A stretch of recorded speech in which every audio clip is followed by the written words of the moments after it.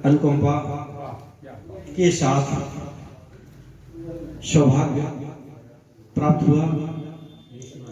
जैसा कि अपने विचार व्यक्त करने के लिए जो मौका मिला हुआ है, मैं एक साइंटिस्ट हूँ और साइंटिस्ट भी इस चीज को मानते हैं कि आपको यदि आगे बढ़ना है तो किसी ना किसी को मानना पड़ेगा, चाहे आप आस्तिक हो या नास्तिक हो।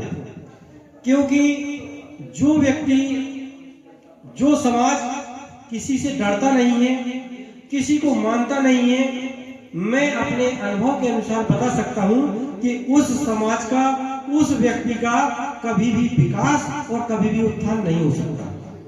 क्यों?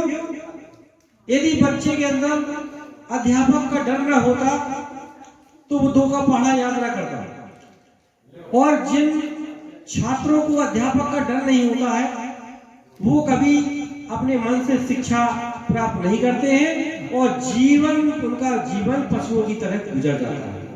मैंने बहुत सारे समाज में अच्छे लोगों से बात की, जो पढ़े लिखे थे, जो अनपढ़ थे। जब एनालिसिस किया तो मैंने एक ग्राम में गया तो वहां पूछा कि भैया आप क्यों नहीं पढ़े?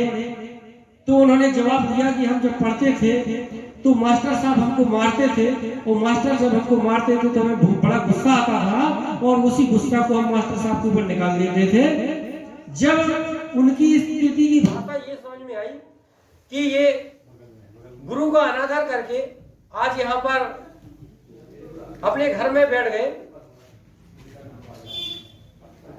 जो अनादर चाहता था कि राजा हो या रंग हो, चाहे बड़ा धनवान हो, यदि धनवान, जनबल, बुद्धि अपार, आपके पास बुद्धि भी बहुत सारी है, सदाचार से सभ्य का, यदि आपको सदाचार का पाठ नहीं पढ़ाया गया, किसी गुरु के सम्मान में कमी रह गई है, उस सम्मान के तहत आपको ज्ञान प्राप्त नहीं हुआ, तो आप कहीं ना कहीं अधूरे हैं। ज्ञान कभी पूरा नहीं होता है। हमें आगे बढ़ने के लिए सदैव अपने गुरु को, सदैव, चाहे आप ईश्वर को माने, नहीं मानते हैं तो माँ बाप को माने, माता पिताजी का सम्मान करें।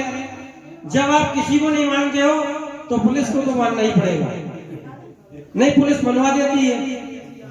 और जो व्यक्ति इनको किसी को नहीं मानते, अपने आप को नास्तिक समझते हैं, वो मेरा लिखित चैलेंज है, इतिहास गवाह है कि वो व्यक्ति कभी विकास के मार्ग पर नहीं चल सकता, क्योंकि यथार्थ चीज है, इतिहास गवाह है इस चीज का।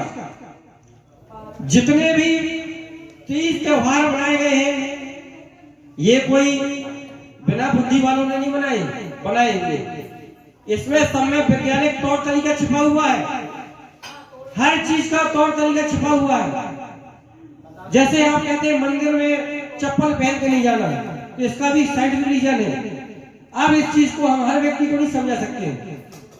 मैं चंद शब्दों में बता देना चाहता था कि इसका रीजन ये है कि पहले पुरातन समय में चीनी माटी के मंदिर बनाए जाते थे, यानी चूना के मंदिर बनाए जाते थे।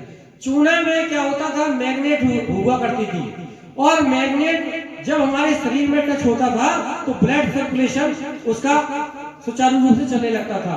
तो हमें घर से मंदिर तक जाने के लिए बिना चप्पल यानी नंगे पैर वहां तक पहुंचना जरूरी, कंपलसरी इसलिए हुआ करता था कि इस चुनी माटी के कंकड़ आपके पैरों में चुभे।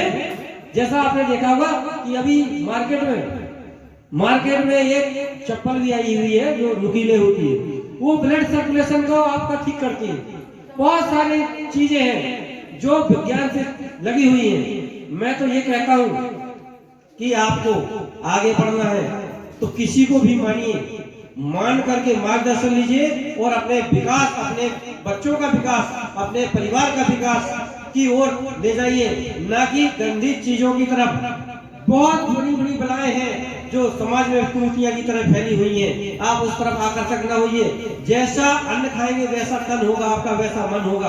आप अच्छे विचार रखिए, अच्छे लोगों की संगत करिए, अच्छे विचार दीजिए, अच्छे विचार ग्रहण कीजिए। मैं नहीं चाहता हूँ कि आप 5,000 का सूट पहनिए, मैं नहीं मानता हूँ कि आप 1 लाख का कंगन पहनिए। अच्छे हाथों से अच्छा दान दीजिए, अच्छे स्वर्ण करिए, अच्छे अपने प्रदर्शन करिए बातों का। क्योंकि आदमी को किसी भी क्षेत्र में जाए, किसी भी भाषा में जाए, किसी भी देश में जाए, किसी भी समाज में जाए, सिर्फ एक लक्ष्य होना चाहिए कि हमें विकास की तरफ जाना है। एक बुंदेलखंडी की बहुत अच्छी कहावत है कि कऊ काहू में मगन, को काहू में मगन, हम बाही में मगन, जा में लगी है लगन। आपको लगन उस ऐसे अच्छे विकास की तरफ होना चाहिए जिससे हमारा और हमारे समाज का उत्थान हो। क्योंकि बिना हमारे अच्छे विचारों के संस्कार, जब तक हमारे अंदर विचार अच्छे नहीं होंगे, संस्कार अच्छे नहीं होंगे, हमारे परिवार में, हमारे बच्चों में नहीं आएंगे। और जब बच्चों में नहीं आएंगे तो हमारा देश, गांव, जिला, परिवार का भी विकास की तरफ नहीं जा सकता है। मैं तो गुरु की असीम कृपा, कोटि कोट नमन करते हुए मैं इस प्रांगण में और इस प्रोग्राम को सजाने वाले तमाम अच्छे सदस्यों का तहे दिल से वंदन और अभिनंदन करता हूँ कि वास्तव में हमारी बहन जी कह रही थी कोई भी संडे छूट ना पाए, क्योंकि पढ़ाई 1 महीने की और छुट्टी 5 दिन की बराबर होती है। हमने जो स्वर्ण किया है, हमें जो ज्ञान प्राप्त किया है, यदि 10 ही 5 दिन हम लोग यदि अनुपस्थित हो जाते हैं तो मैं लगता है कहीं ना कहीं हम लोग भटक जाएंगे। और भटकने की व्यवस्था बहुत जल्दी दिमाग में घुसती है और दिमाग में विराजमान हो जाती है।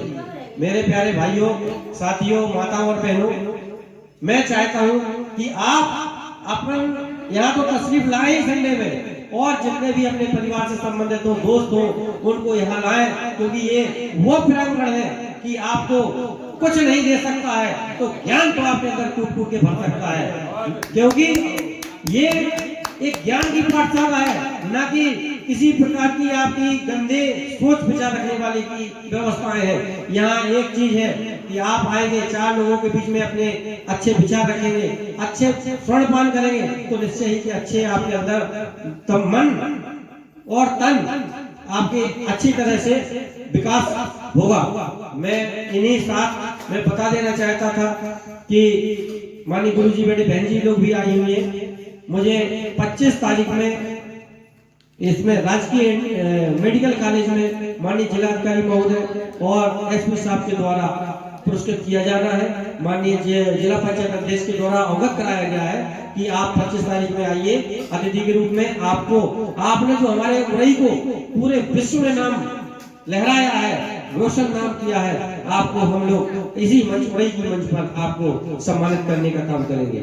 मुझे बड़ा गौरव होगा कि कम से कम हमारे लोग हमारे शहर में ऐसे प्रतिभाओं को सम्मान तो कर रहे हैं। मैं इसी के साथ अपनी वाणी को विराम देता हूँ। धन्यवाद।